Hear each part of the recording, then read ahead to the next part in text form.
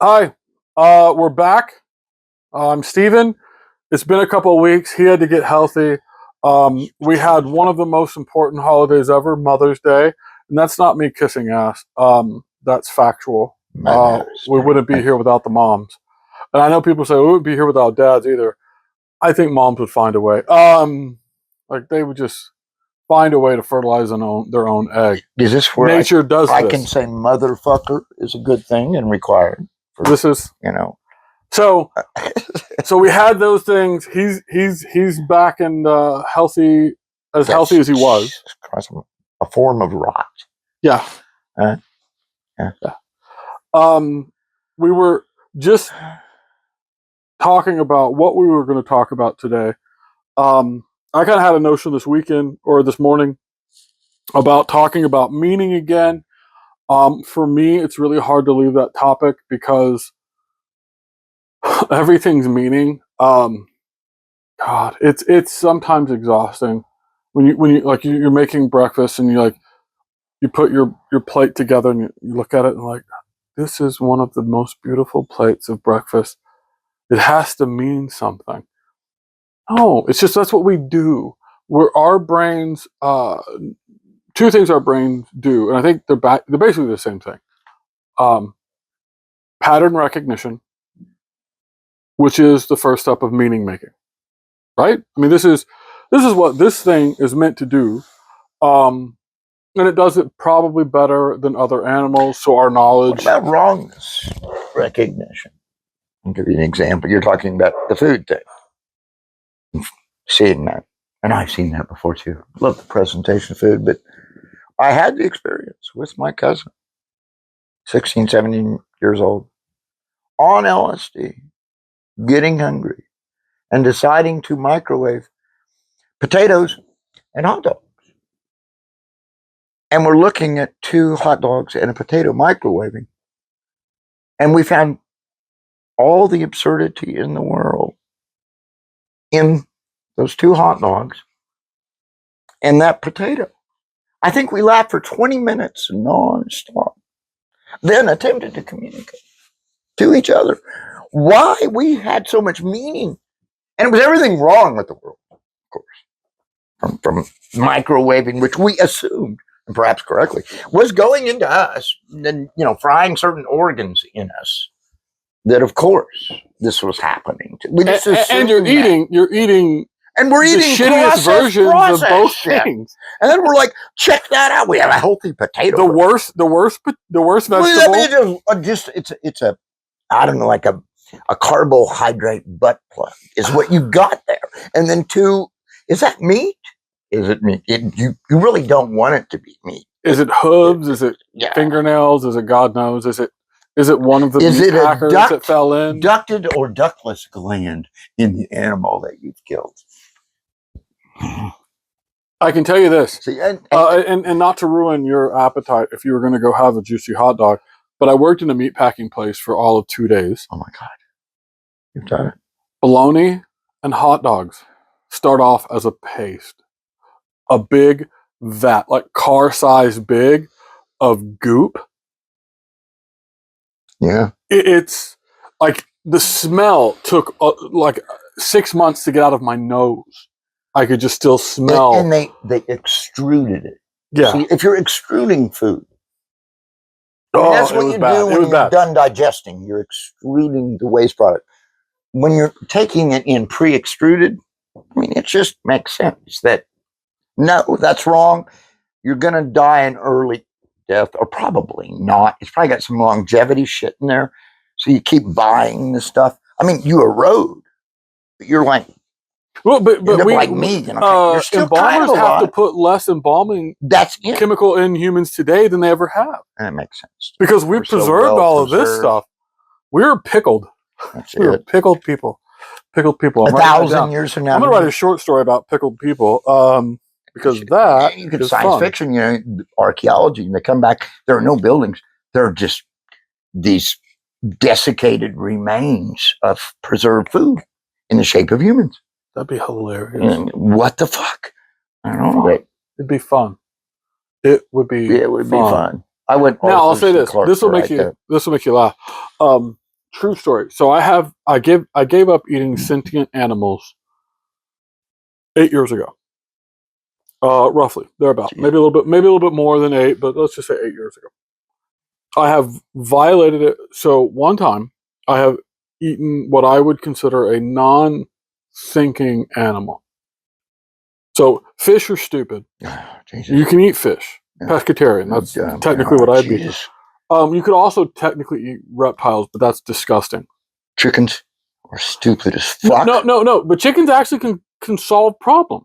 I mean, some of them. So that's what.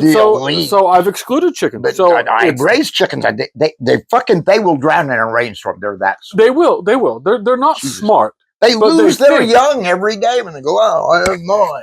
Now I've got 6. So I'm a no on chicken, but I will eat fish. But I have violated it one time for 2 things in 8 years. Hot dogs. Hot dog.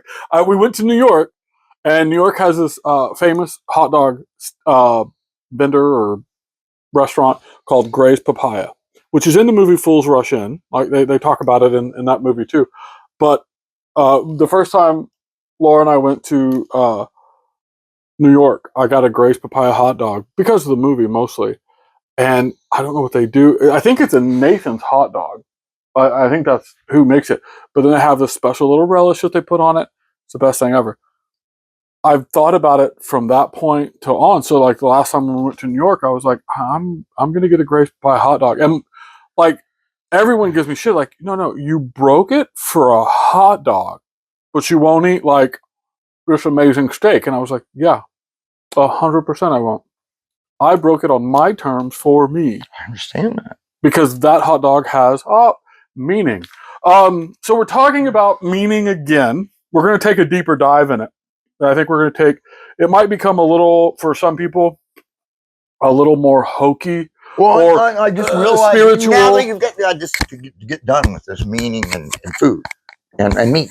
Yes. That I have this, it's not a rationalization. This is truly a crystallized understanding of a deep part of the world. It's meaning.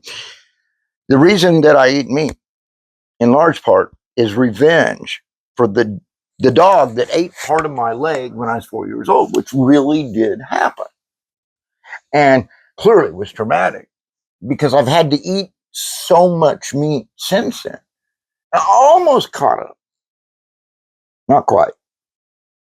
I don't even like chicken, but I'll probably always eat chicken because it's stupid. I raise chickens. It's broccoli on the hook. Okay. Except for it has no I real really value. don't like chickens. I've seen chickens do the nastiest fucking shit. They should just die. But I'm still getting revenge for that dog eating part of my. And of course, just the dark humor of my life. When I could barely remember my leg. Well, you've probably growing up, and I asked my mom about it when I'm a teenager. Mom, the leg business, and she's like, "Yeah, it was pretty bad." I'm like, "Well, how bad?" And she said, "Well, we didn't realize just how bad. We should have taken you and put you under." I'm like, "Mom, what'd you do to me?" And she, "Well, we just thought you were like bitten, and so just took you to the doctor's office. But it turns out the dog ate part of your leg." I'm like, "Mom, right? Where's the magic of eyes?" Oh, no, but just part of the muscle tissue in there. Mom's a nurse, But we were worried that, there was so much eating. Imagine sitting there, my leg hurting. Okay, go on about my leg. So much eating that you would never walk again. And then you seem to be in pain. Mom, you just told me my legs. Yeah. And she's like, "And you fought us." Had to bring in extra people to hold me. Because they only had local anesthesia. I don't even think they stuck it in me. I was probably writhing around, got it around and shit. It's a part of my leg. Eaten. But you've probably eaten that dog's weight in meat by now. So now you're just doing it because it's habitual. Well, no. Remember, it's a life cycle. It's got to go through all of those. Meat is just not a really good thing. It's got to go through all that life cycle. We're looking at, I have to eat the equivalent of like 6,000 little dogs to get back to actually making that degree of meat in my leg, which I've had to do on my own, by the way. I mean, that maybe the dog. I haven't eaten any dogs. I don't want to eat dogs. I don't think I could. I don't think I could. And I think if I ever found out I did, I'd probably be kind of sick about I'd that. be upset. But I tell you this. Because dogs are better people than people. I'm going to talk about my friend, meaning Linwood Tallbull, head of the dog soldiers, Northern Cheyenne. I meet him because my life is weird. Of course I'm going to meet such a man, right? And I really like him. He's the guy that calls me up after I get to know him. I meet him in KU. We're doing some Native American eldership. He calls me up and Gabe, and I'm like, Linwood. And he's like, do you have a pickled toe? A pickled human toe? I'm like, I said, well, just give me a second here, Linwood.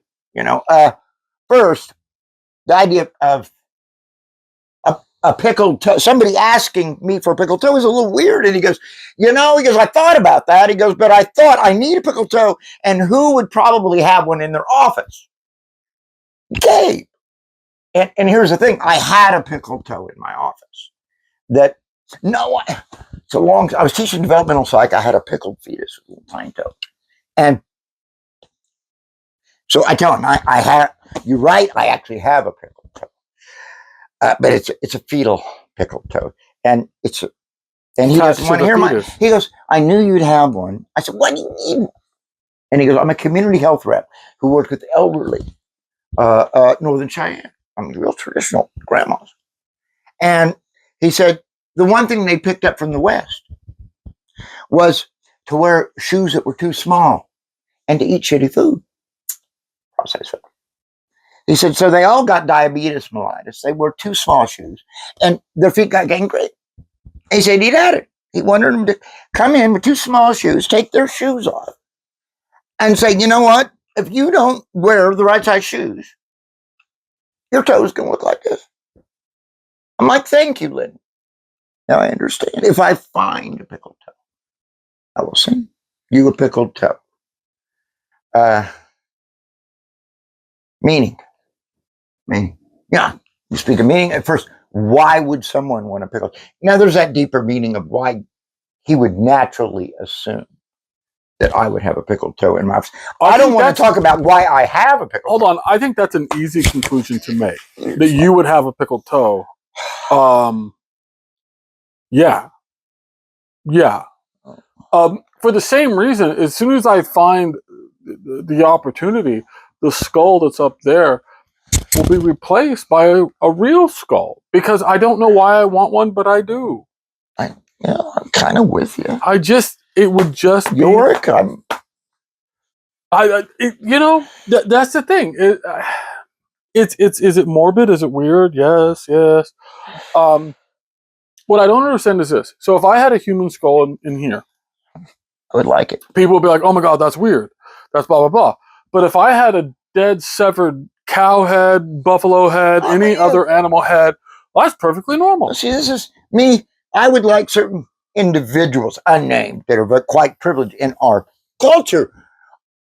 I want them mounted on one of those fancy taxidermy mounts. And we can keep, certain aspects of them, like maybe an orange glint that they have about their skin or something. We can keep that intact. And then I just want it in my study. So I don't know, I can feel manly. We're back to being manly again. Kind of bull moosey. Theodore Roosevelt there. I look up, got that up there. I'm manly. I'm with you. You just want a skull. I want a full goddamn thing. The skull is really right. Dartboards, whatever you want. Dartboards would be cool. For me, here's why. So I'll explain why. I'll give the meaning as to why I want a human skull. I don't know. I just do. That's the meaning. The meaning would be for the same reason I think I love all the books that I have, because I feel like I'm inside somebody's skull when I have all those. For the same reason I built the study to be the way that it is, sitting in here's a little bit inside my skull. All that we are is inside that little structure. That's it. A whole world resides inside that little bone circular structure. And man, that's cool. That's really cool to me. And so it's cool to be reminded. Am I going to go out of my way to find a human skull and put it there? Probably not. But if I'm at an antique store and there's one there,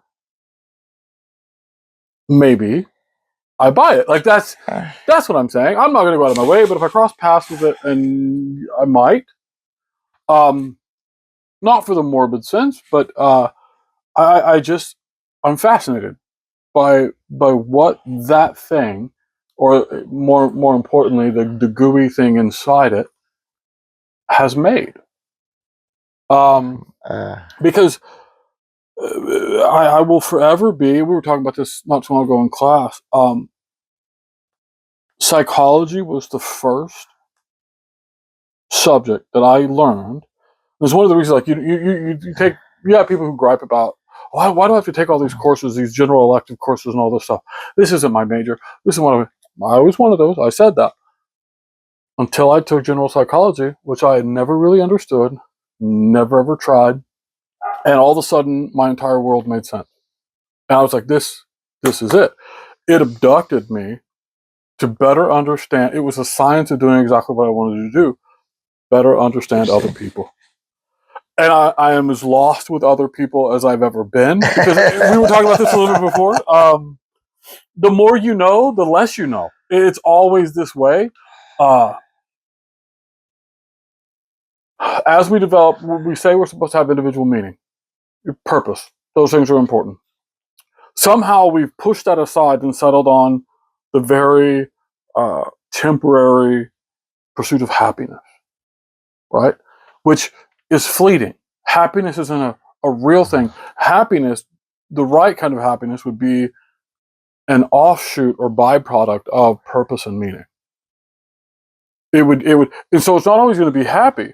If you're looking for meaning and purpose, you're going to have rough days. You're going to have really hard times. But the success in there will open you up to more happiness than anything else, because what you do is connected. Fair? I'm with you on that. So I say purpose should have been, the pursuit of meaning should have been there, and not the pursuit of happiness. I mean, happiness, I could just take heroin. Yeah. And I know people say, well, you're not truly happy. Study happiness. You have real happiness and manufactured happiness. You can't tell the difference between them in studies. Daniel Gilbert, great book, Stumbling on Happiness, identifies this. We have manufactured happiness and genuine happiness register the brain the same way, benefit our bodies the same way. There's not a huge difference between these two things. What we really should be shooting for is meaning. We kind of mentioned that last time when we were talking about Asfani Smith's work, The Power of Meaning. But so I wanted to talk to you, and I have talked several times, and you were talking a little bit about it before. Meaning. We're supposed to be people who are individuals who are bent on finding their own meaning. You've mentioned how sometimes people come into our lives and put a meaning on us. And then when we wrestle with that, the first time we might push against it and be like, no, that's not who I am. That's not what I am. That's what I care about. But if we sit with it for a while, if this person has good intentions and cares about us, they can put us on a path. And that's the power of being a communal animal. We're not the only one thinking. We're thinking about us. They're thinking about us. Our view might not be accurate. Their view might not be accurate. But when it's shared together with the right purpose or right intention, it might become more accurate. So I wanted to, you mentioned before having very important talks with a particular nun, and her identifying certain things in you and that built to your meaning. I know you spent a lot of time on the res. I know your story about animal totems. and how that creates a meaning when we don't even understand it. That was what I was going to suggest as a topic, was Totem and Taboo. Which is meaning. It's and interesting so that you bring that up. so Get there. first, Yeah. would you share your story of how you so And part of this is I'm thinking a lot about this when you talked about naming this and what we're doing here. And really should be the bear and the coyote, or the coyote and the bear. But you're afraid of appropriation. And I deeply understood that. And for really, me, not for you, right? but because I sort of think, because no. I don't have the genuine experience to say this. I mean, kind of maybe through you. Let me speak on this. This is serious, I think. Totem, the coyote, Andy Natanaba. Here's this medicine man I'm working with for very good reasons under Arthur Vining Davis grant. Trying to understand what Navajo psychology is, what Western psychology is, really straight up front. And I am talking to the last of the truly traditionalist healers who was on staff and was practicing Navajo medicine. Man. And I'm reading a lot, of course, it's what I do, along with everything. And I'm consulting with storytellers, diviners, Native American church, roadmen. And the issue of totemization. No, you're talking about like Freud's version of totemization? Or I think it gets to it. I think Freud, I think I don't want to speak for Andy, he's passed now, but were I to understand his wisdom, he would say that's at a very deep level, the Freud thing. He's not, and we discussed Freud in the aspect, and he saw that as a layer, perhaps best treated through something he did not do, Native American church, but that's a whole completely different story about that. And I have to say, remarkable he would even suggest such a method, since it's considered counter to the traditionalist. But at any rate, get back to this totemization. I asked him about it because I'd read a bunch, but it was generally Plains tribes. I didn't know specifically about Navajos. And he was, oh yeah. And, the issue I asked right away, this is something only natives experience. He said, he smiled, no, it's available for everyone. And he said, you need to understand, we don't really learn anything important. We're born with all that. But we need to be reminded. And so to be open to the world of nature, we are reminded. And most important reminders are totems. And he said, no one picks a true totem, it picks them, usually in time of crisis.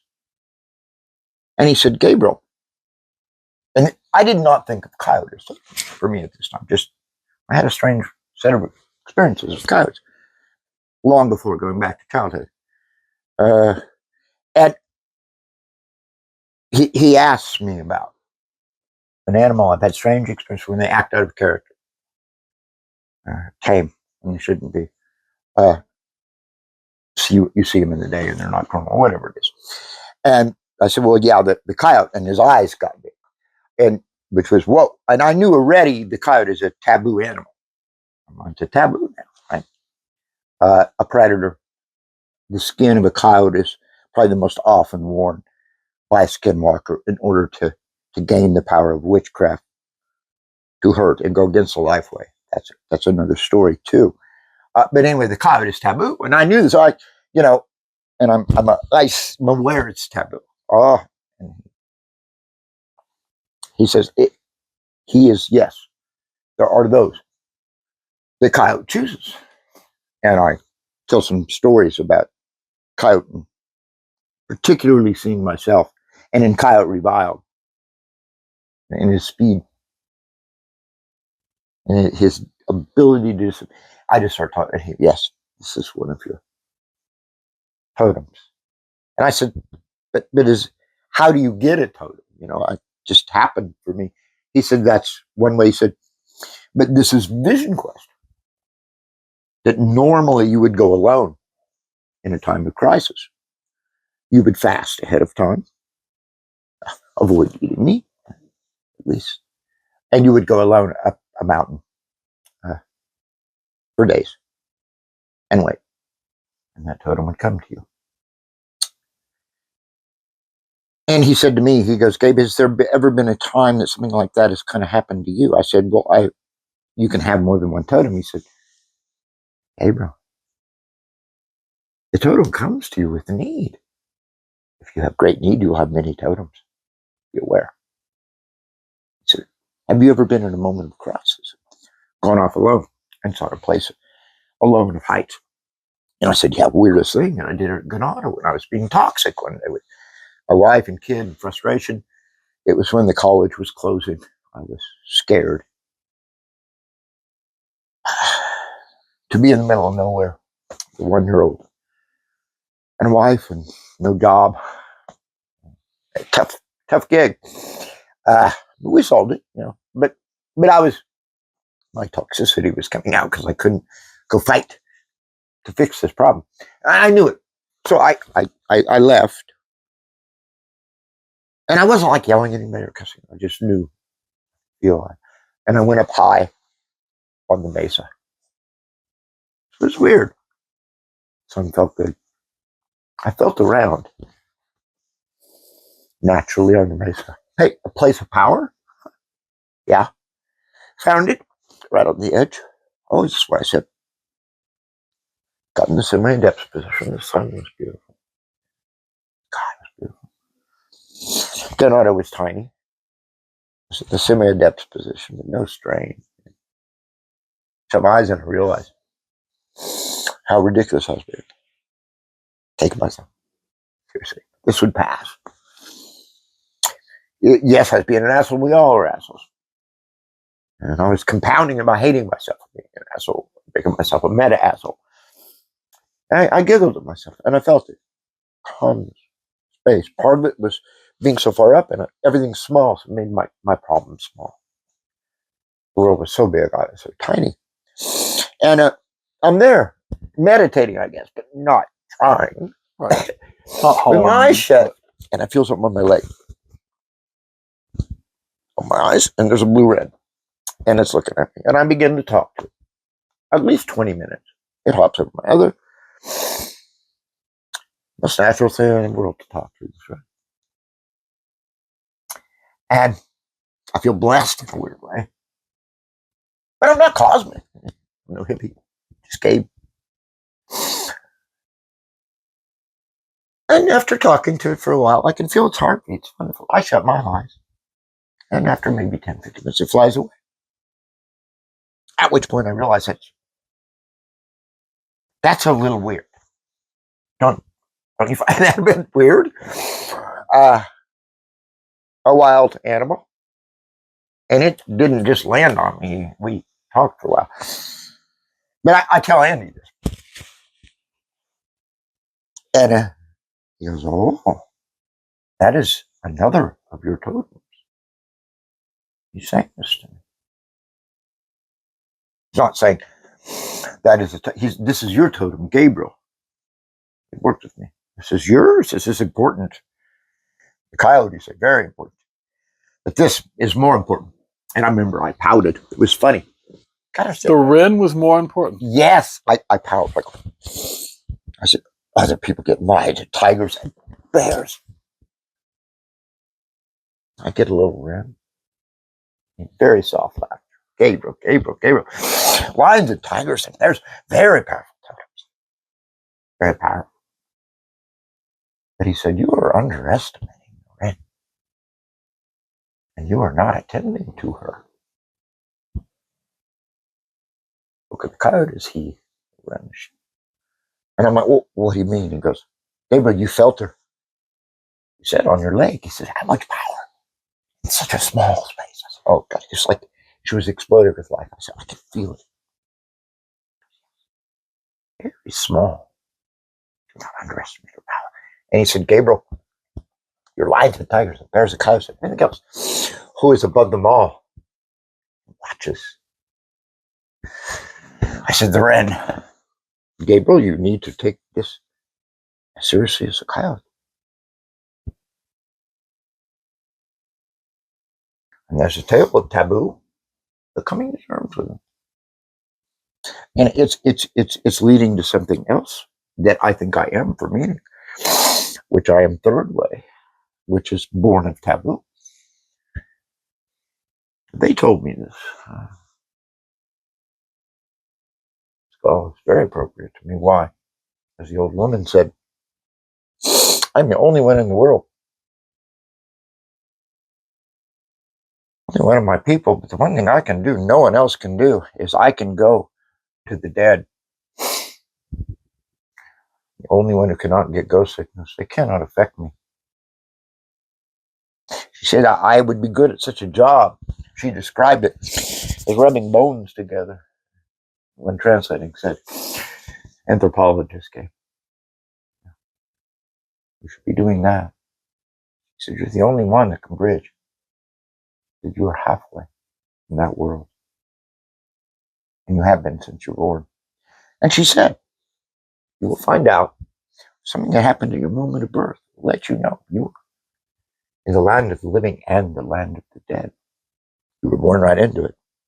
And yes, 5 years later or so, I discovered that my mother had a near-death experience and her heart stopped. She died, giving birth to me. Came back. That woman knew something like that. And she knew it was important, this meaning. And it's taboo. I am taboo. The death thing, taboo. And yet, another story of taboo, maybe even totem. I was speaking, I think it was to Andy, maybe to Mike Mitchell, historian. And we were talking about taboo animals. And snakes came up. And I said, I've been bitten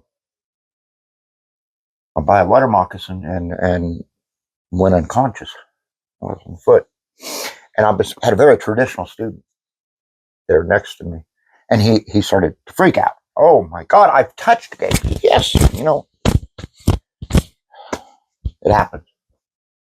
He was a touchy guy. He said, I need to have a ceremony to remove the pollution because Gabe has been bitten. This is taboo. I have been polluted according to it.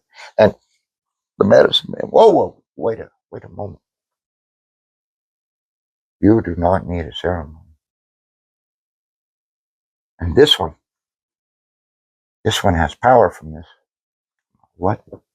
He goes, one way to look at this is he's looking at you died. You were bitten. Poison snake and you died. Gabriel, you came back. You went into death and you came back. The story, the meaning here is not that you were polluted with death. It's that you have so much life you came back. There was a student that, and I didn't know what he was saying about me, but this is called frenzy way, third way. 3 ways in the lifeway system to gain the power. One way to gain the power is follow the lifeway. It'll be different for men and women. This is within the system, as I understand it. For women, they're to be born with the power. The men need to go through a lot of education. Dumbass. It's just part of it. It's a lifeway. And you're gaining the power. That's a beautiful celebration of life at its core. The other way is the death way, the which way? Oh, I will not speak of that. Though I know of that. And there is a third way. The rarest. Costs the most, they said. Magic, the greatest, hardest to control. Frenzy way. Those who've had many taboos done to them or around them again and again. And it breaks most people. So But for a very, very few, they become third way. And as I understood that, it's also called frenzy way. That path of the life way, I would say, God, I wish Andy were here just to test. But I need to give your interpretation. You have that right. That life way it's the light. Brightness. I have understanding. And that, which way? That's the dark. And this third way, it's the twilight. It can go either way. I think it uses ways of the witch to do things of the light. Which would be alchemy, yeah? Very much so. Very much so. Right. That woman that I was referred to, she was not a traditional Navajo because the issue that I was dealing with, dreaming the death of someone before they die, is getting really into taboo areas. So where would the Navajos refer? Hopi, Zuni, those traditions, which will go a little deeper. It's among the Dene, that celebration of life is so great it can be constraining in certain moments. Mm-hmm. So that certain things can't be done that need to be done in a crude way. To touch a corpse is dangerous, especially a loved one, and yet you may need to touch a corpse. But what do? You bring in someone else who's not of the people. The role traders often took, I read. You need to go with death. Me. Because that woman was threw it away, I found out later. Yeah, see, and I shared something. As did one of my students, who was a grandfather and older than me, who was threw away.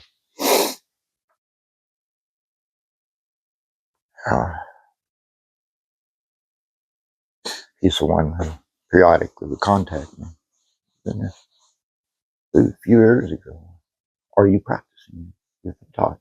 Yeah, I had. He's the one who showed me.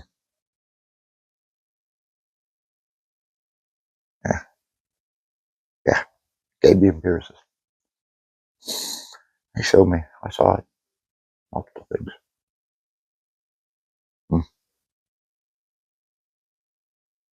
It's scary. It's my ongoing crisis of unfaith. I thought I'd resolve this. Perfectly content with that not being real, with that not being part of the meaning. And so here's the thing. I think most people who've known you, any student who's had you, they can see the thumbprint of the dark. But I think most would classify you as like an agent of the light.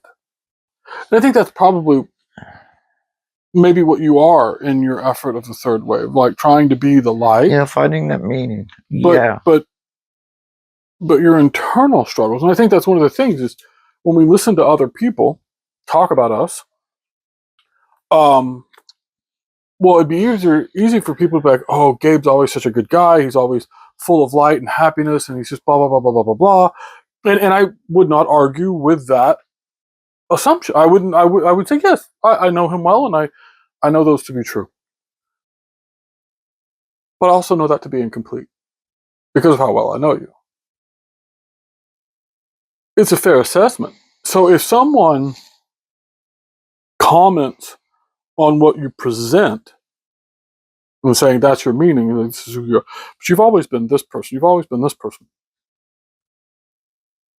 it's easy for them to just take that and say, well, this is the effort you've always put out, so this is who you are. without seeing the internal struggles and the conflict and the things that you've overcome, which I've always said. Oh, so I always used to, and I don't mean this in a negative sense, but I always just say the gutter people. I've always said the gutter people give me hope. It's the gutter people, the people polite society don't want around.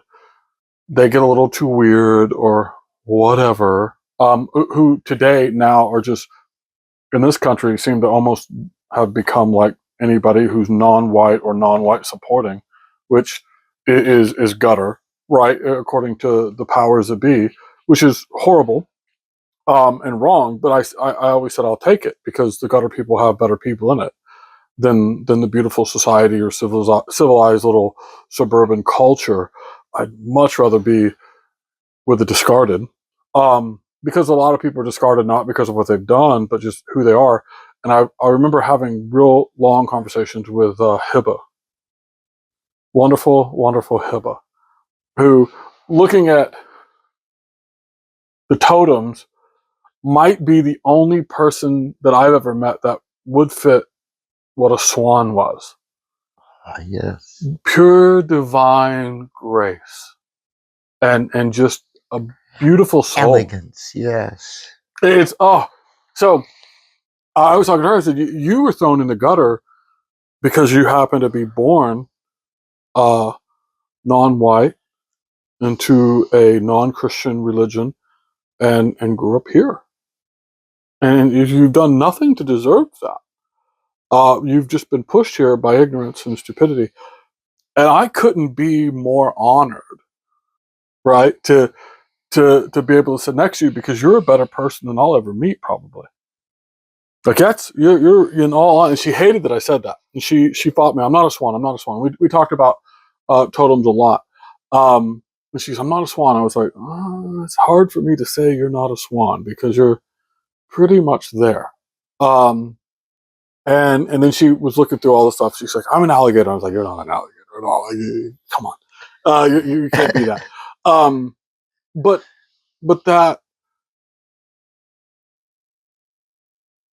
that meaning of, so she found meaning in fight and meaning in things that weren't her fight. They were fights thrown at her out of ignorance. And again, that comes back to this notion of what do we do with the circumstances that we're pushed into. And then so it would be easy for her to say she was pushed into the possibility of a third way or frenzy way because she was not allowed to do this, wouldn't allow herself to do that. So she had to build this next opportunity, a bridge between. And I think, so I think a lot of it is out of survival. That's and this amazing thing that can often come out of this frenzy way in daily life of people that we meet. I really believe that what I was taught there, that seriousness of power. Then I look at the desert. I'm going to say white society, and yet there I meet these people, and I think they're the ones I most identify with and comfortable with. They've been savaged. I see it in their eyes. But it's not that they've been savaged that I'm attracted to, that I feel comfortable with. It's that they're not intact. That you can't fuck that shit. They don't have closure. Fuck that shit. They stand in front of me. They're living. They've been savage and they're still standing in front of me and they're talking. And they're not drooling. They're not publicly masturbating. And they're not a serial killer. They're remarkable. Standing in front of me, savaged. A mass of fucking scar tissue. And most people don't even fucking see it. Man, for me, it's all over there. You see that? And here's the danger of this. I've seen teachers, I see that the best learning comes out of, people surviving savagery. Oh, really? Or is that an excuse to be savage to someone? Is not life savage enough if we're aware? I was just talking to somebody about this. So I don't know if you've ever seen the show. I'll butcher the title of it. Anyway, the show is Jerry Seinfeld picking up somebody in a car because he's a car collector and going to get coffee. This is the whole. I think it's getting coffee in a car with Jerry or something. I don't know, something like that. So he goes and he picks up Chris Rock. And they go have coffee and they're talking, and they, I think Rock says, if I'm not mistaken, our kids will never be as talented as us. And Jerry's like, I know, they've always had it too easy. I think that's really speaking to that point of the easier it is, which I don't understand why we're shooting for that. The less meaning is there. If you're a Nepo baby, you can't fail. It's always will be success. And I think sometimes that's what pushes people into doing the dark side or the second way, where they become the worst of themselves, addicted to drugs, and they're done. They're a shadow person, and maybe they die from that. It's really hard because they're the ones that are celebrated, so it's easy to fall into the negative. They can also stay in the light, but they also never really accomplish anything. They just feel that they gain it all the time. But to be one of the people who've suffered greatly and remain beautiful in that you didn't succumb to the negatives, you didn't do the thing. There's nothing more beautiful